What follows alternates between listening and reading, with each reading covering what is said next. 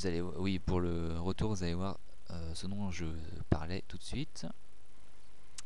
Voilà, le lance-pierre d'effet. Alors, ah oui, alors je précise que je joue sur émulateur, vu que j'ai pas la capacité d'enregistrer ce qui passe sur ma télé depuis mon PC. Même si j'ai bien sûr tous les Ocarina of Time en version originale hein, sur N64, et j'ai même la version GameCube Collector qui était avec l'édition collector de Wind Waker.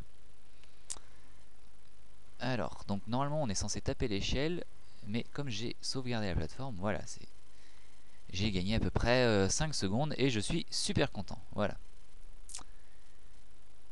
Et donc je joue également sur un DualShock PlayStation, ce qui est un peu une hérésie pour jouer à Ocarina of Time, mais bon, voilà, je sais pas si ça existe un adaptateur N64 PC. Alors je vais dégager. Voilà. Une noix mojo l'objet que personne n'utilise à peu près dans le jeu.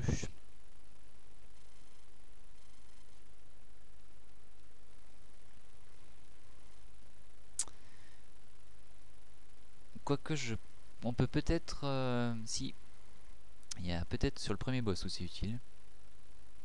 Personnellement j'utilise le lance-pierre, mais je suppose que utiliser une noix mojo pour les tourner, ça doit marcher aussi. Alors, donc là il y a 3 entrées possibles. Alors, je vais essayer de faire un truc un petit peu technique pour le coup. Eh, viens là, toi. Alors, coup d'épée en avant, ça vaut 2 coups normaux. Donc c'est pour ça que j'ai réussi à avoir la sculpture en un coup. Alors, pas se planter. Voilà. Hop. Ah. Bon. Donc j'ai tapé en l'air pour rebondir sur le mur et aller plus près de ce truc. Ce qui m'a fait gagner pareil, à peu près. Merde, je voulais sortir ça. Ce qui m'a fait gagner approximativement 5 secondes. Ce qui est toujours bon à prendre. Voilà. Astuce connue, mais on peut économiser donc les bâtons en les rangeant au fur et à mesure. Alors, même méthode, on renvoie et on fonce. Voilà, pour l'avoir tout de suite. Donc cette peste mojo va nous donner le code qui permet d'entrer dans la salle du boss. C'est un code qui ne se régénère pas au fur et à mesure du jeu, donc toutes les cartouches de tout l'univers de Zelda ont le même code, c'est-à-dire 2, 3, 1. Alors,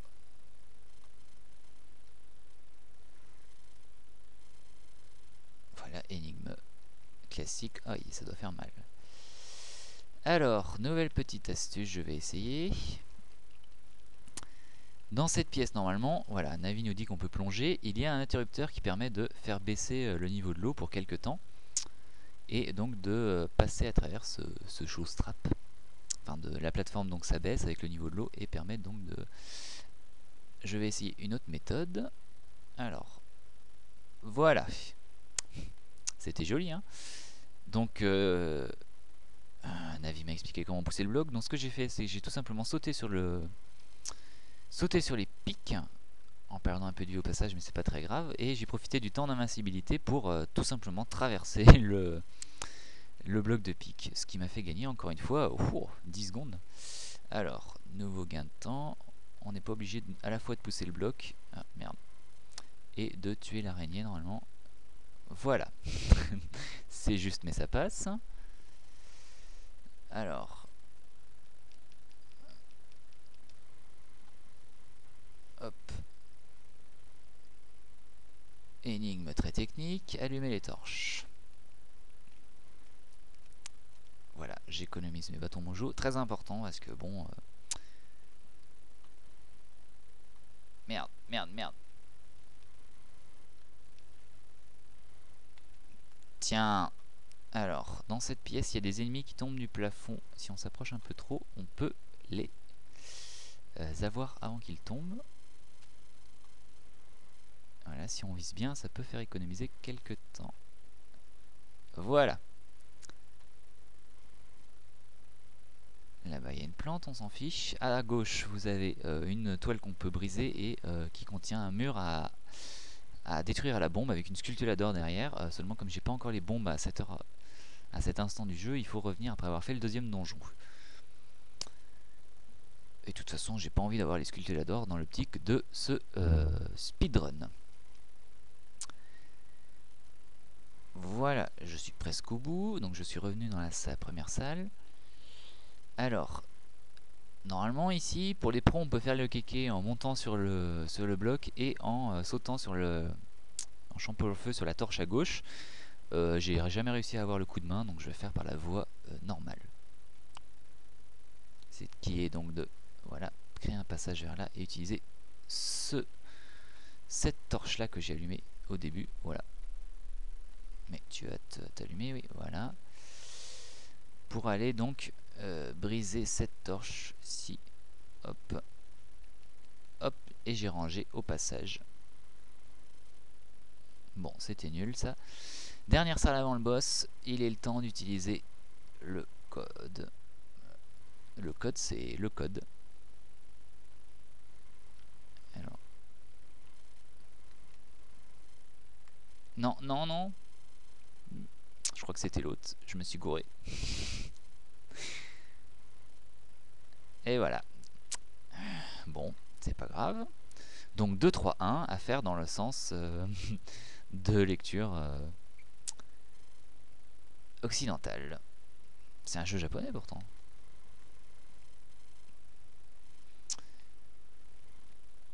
2, 3, 1, c'est bon.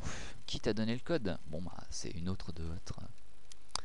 Je suis tellement pétard que je vais te dire le point faible. Bah merci. Frappe son œil avec ton épée après l'avoir étourdi. Oh là là. Et oui, tu n'es qu'un sale traître. Alors, pour la plupart des boss de jeu, il y a un petit bug qui est très pratique dans Ocarina of Time, que je vais essayer de mettre en application ici. Alors déjà, première astuce, les bâtons mojo, qui ne servent en théorie qu'à allumer les torches, servent aussi d'épée. Ils se cassent au premier coup, mais ils servent d'épée. L'avantage de les utiliser en tant qu'épée, c'est que ils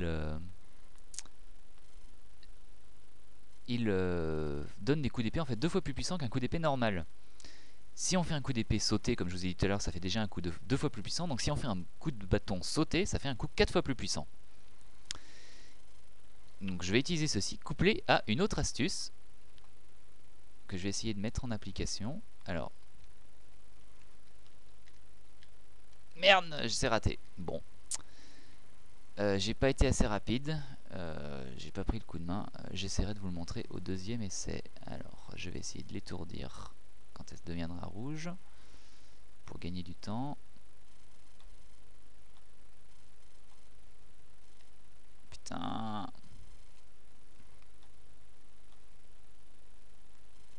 Ah.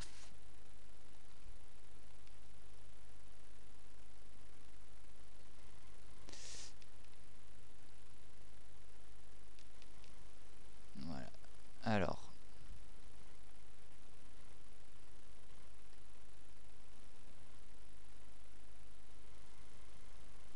Alors, nouvel essai.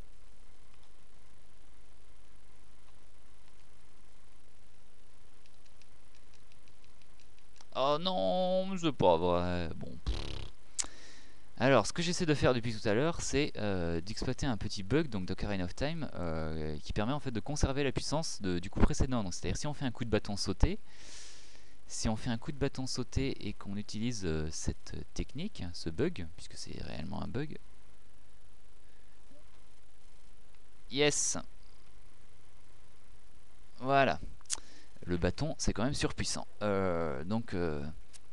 L'astuce, c'est de donner un coup, de préférence de bâton sauté qui donne 4 coups d'épée normaux, et de tout de suite utiliser le bouclier pour parer et de donner les petits coups d'épée en appuyant sur B. Ce qui en fait va donner faire comme si on donnait toute la puissance des coups d'épée précédents. Donc je vais essayer de vous montrer. Alors, voilà. Il faut faire ça. Et donc c'est comme si on donnait des petits 4 coups d'épée consécutifs. Et donc quand on arrive à bien l'utiliser sur les boss, c'est assez fatal pour ces derniers. Bon, dommage, c'était pas mal parti ce pilote, mais je me suis crotté sur le boss à la fin, bon tant pis. Alors, bon, bah, je crois qu'on va s'arrêter là, puisque le reste c'est de la cinématique, et puis jusqu'à l'obtention de l'émeraude Kokiri. Je suis pas là pour vous montrer toute l'histoire du jeu, toutes les cinématiques, plutôt pour parler en faisant du gameplay, donc bon, je vais monter ce pilote, je vais voir ce que ça donne, et puis si jamais c'est pas mal, eh bien il y aura peut-être une suite. Merci à tous de